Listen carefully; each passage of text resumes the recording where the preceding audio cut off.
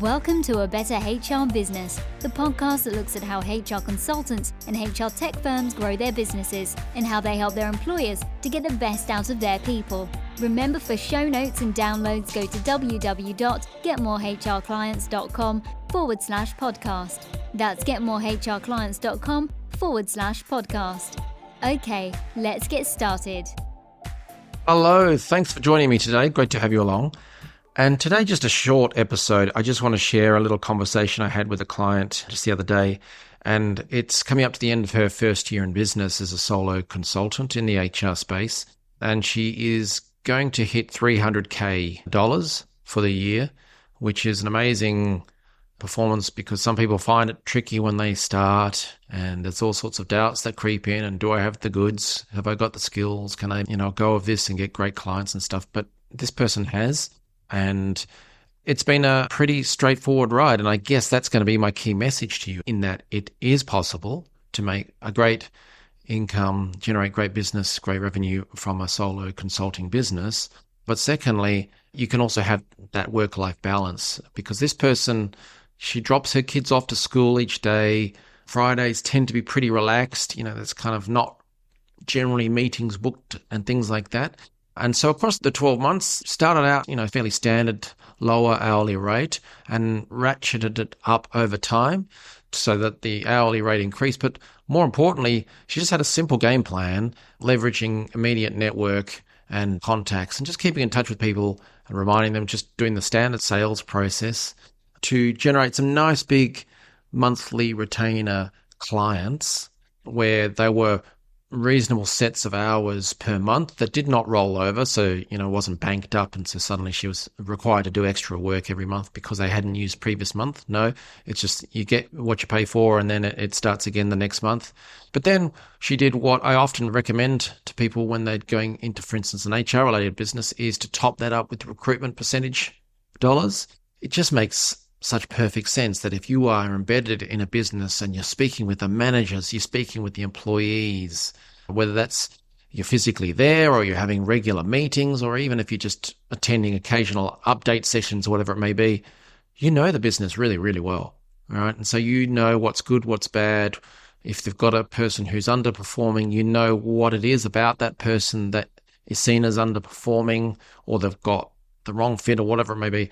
But you know what good performance looks like for them. And we all know that people can perform well in different roles in different companies and organizations and cultures, which means you're in the perfect place to then top up your retainer rate with recruitment. So if there's a vacancy that arrives, you just offer, look, I know this business inside out. I work with the managers every day. I know the people. I know the role you're looking for, etc. Do you want me to manage the recruitment for that for a standard recruitment percentage fee? So that's what a lot of my clients would do.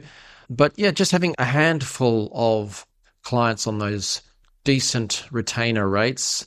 And so the hourly rate is higher than normal because not all those hours are being used, but she's providing very high value, very useful HR support, both in the intellectual side and the doing side, the strategic versus the administrative. So getting that balance right.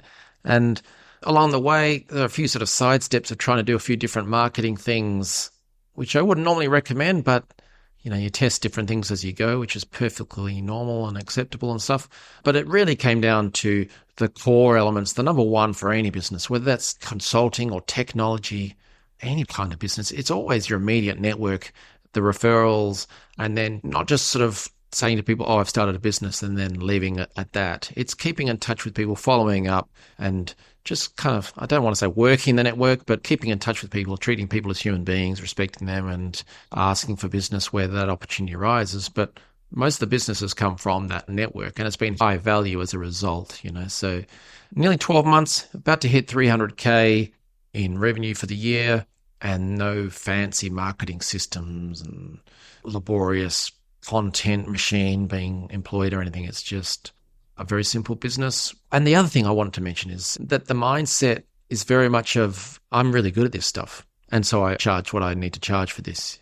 Originally, it started at a lower hourly rate, but pretty quickly realized, no, I have got what they need. I can do it in a way that meets their needs, so they would pay more perhaps for a full-time HR strategic leader but I'm only there for a proportion of the time. I can work through the team, so I've got efficiencies and yes, some cost savings for the business, but they're getting a better result because I'm seeing what works in other companies as well, so I can really share stuff. So there's that mindset bit that says, I've got this and I'm confident in what I do, and so I put my proposal forward and I think you should be taking it. You'd be crazy not to, versus the self-sabotage or imposter syndrome stuff of, I don't know, can I really help this business? Or maybe you'd be better off going for a cheaper company or a more expensive company because it's not the quite right fit. No, it's 100% belief in what you do and how you're going to help that business and that confidence. And if you doubt yourself, just look back over your career, look at your CV, look at your history, and you'll see all this cool stuff you've done. Honestly, you've got to look back at that and say, wow, I really did implement something very cool there, or there was a particular situation with a leader there that I sorted out. You have done so much and you can help businesses, no doubt about it. So if you have any doubts, look back over your history and think, yeah, I've got this, because you really can. And there are plenty of examples of people out there who are having a great life, great business, great revenue. So, take heart from that and just keep working the system. Just keep putting in the effort and good things will come. Good to talk to you again. I'll see you again soon. Thanks for joining us today on A Better HR Business, the podcast that explores the world of HR consulting and HR tech businesses. For show notes and downloads, go to www.getmorehrclients.com/podcast. That's getmorehrclients.com/podcast. Remember to subscribe and share the show with any friends who are busy growing a HR business. Thanks and see you next time.